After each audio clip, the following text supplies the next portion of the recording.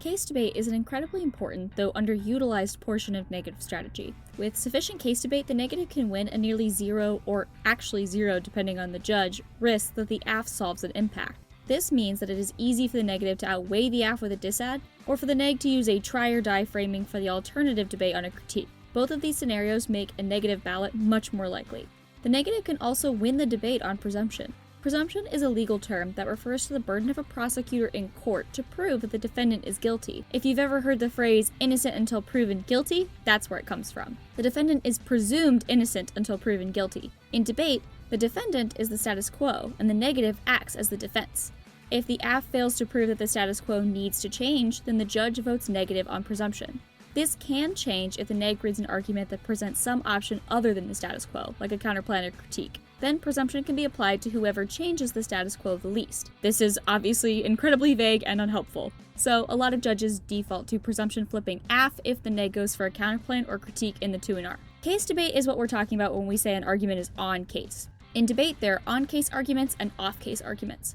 Off-case arguments are procedurals, disads, counterplans, and critiques. Arguments that directly refute parts of the AF are on case. It answers the specific internal links, the impacts, or the solvency mechanism of the AF. We bother to make this distinction so that our flows can stay organized. The more organized the debate, the better the judge is able to evaluate it. It's important to answer every page of the AF. Good affirmatives make full use of the 1AC. Every card that's there is there for a reason. If you don't put some ink on every page, you're liable to miss something that bites you later. Before the round and during the 1AC, carefully read through the entire AF and try to figure out what each page is getting them. Why is this here? What does it do for them? How will they use it as the debate develops? Sometimes you're not entirely sure. If you're not sure what the strategic value of a card or page is, it is doubly important to get ink there. If you just ignore it because you don't get it, you won't have anything to work with when it magically makes sense later. Inherency arguments aren't very common in national circuit debate.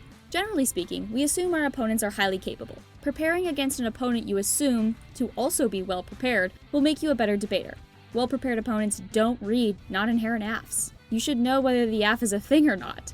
Additionally, adding inherency arguments in the 1NC takes out the uniqueness of your disadvantage. If the AF has already happened, why hasn't the link to the disad been triggered? Making inherency arguments is just generally not a good idea, even when it seems like the AF is already a thing. Sometimes you're just so sure you found something that makes the AF non-inherent. You probably haven't. They've probably already thought of this, have a great 2AC strat, and now all of your disads are non-unique. Solvency arguments are far more useful. Even if the AF kicks one or more of their scenarios or advantages, they still need solvency, unless they kick the AF. But that's a different story, and extremely rare. More likely than not, the solvency debate will still matter by the 2AR. There are a few different ways to debate the AF solvency. Maybe the solution they propose just doesn't work. Maybe it actually makes the problem worse or causes other problems that the AF doesn't account for. This is an example of defensive arguments versus offensive arguments. The defensive argument here is that the solution just doesn't work or doesn't work as well as they think it does.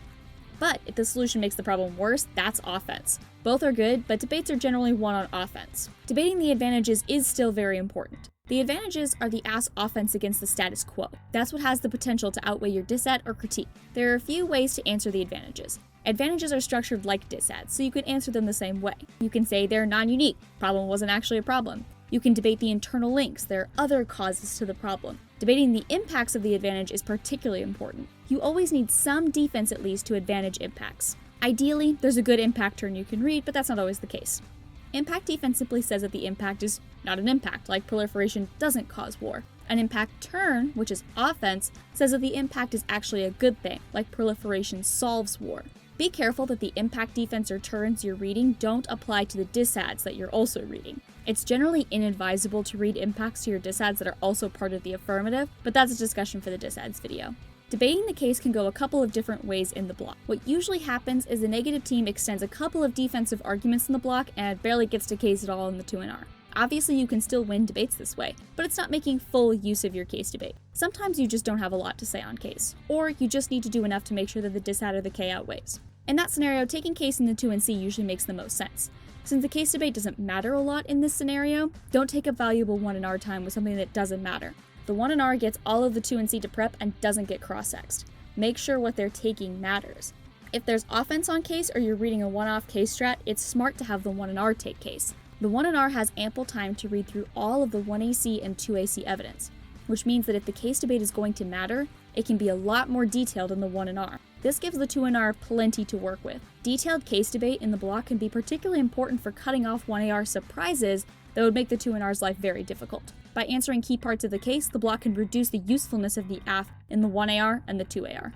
The biggest key to good case debate is a good case neg. Case neg should focus on the AF. I know this sounds obvious, but you would not believe the number of case negs I've seen that are more off-case positions than actual case arguments. The easiest place to start when constructing your case neg is camp evidence. There's a ton of camp evidence available on NDCA's website. A lot of this evidence will be bad.